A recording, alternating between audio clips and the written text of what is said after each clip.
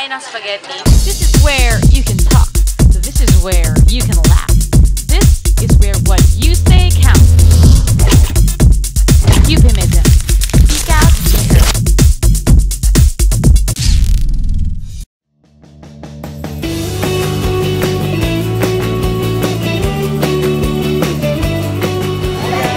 At first, akala ko walang socialization masyado sa UP. Pero as time goes by, nakita ko na parang mas important pa yung socialization sometimes kesa sa studies, kesa yung mag-focus ka lagi sa pag-study mo.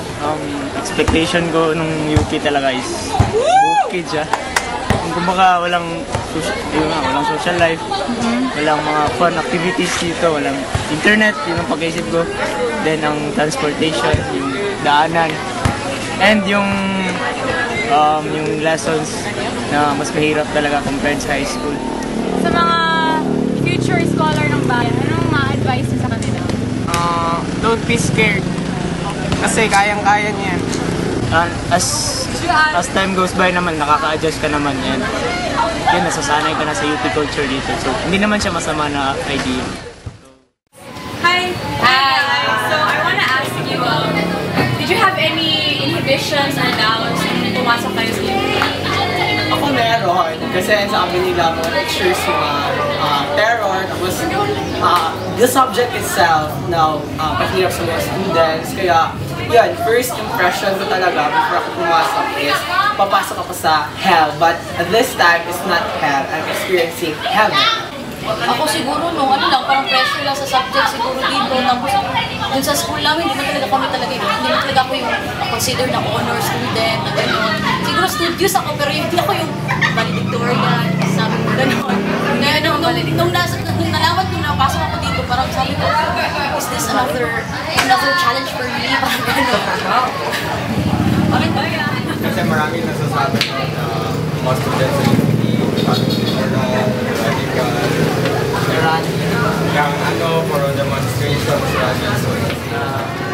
Una, naisip ko parang hindi ko kaya kasi sa mga pumasok, marami silang achievements sa life, yung ganun. Then ako, wala akong masabi sa kanila kasi ang layo na narating nila high school pa sila. Tapos ako parang andun ako sa pinakamababang level. Tapos ngayon, na-realize ko na kaya ko sa sarili ko na level sa assignment nila ngayon.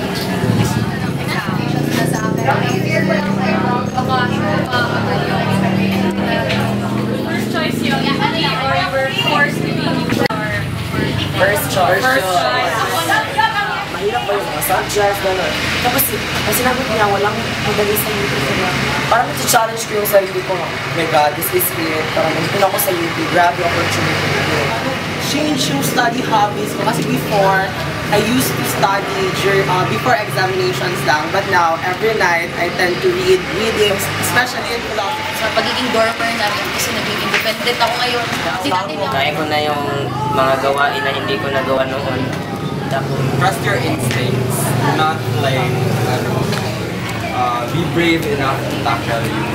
And if you want to experience the UP Mindanao, of course, take UPCAT first, diba? Para pag napasa, ma-experience nyo kung ano yung meron ng UP. Tsaka hindi naman You have to make your passion your profession. Thank you. Strive for excellence, have faith, of course, and siguro parang UP, read us up, diba? So parang you always aim for the top. Tama! And syempre, kung nakapasok ka na, siguro dapat magpakatotoo ka. At saka dapat hindi ka mawala ng tiwala sa sarili mo. Kasi yun lang ang puhunan mo para makasurvive dito sa UP. UP!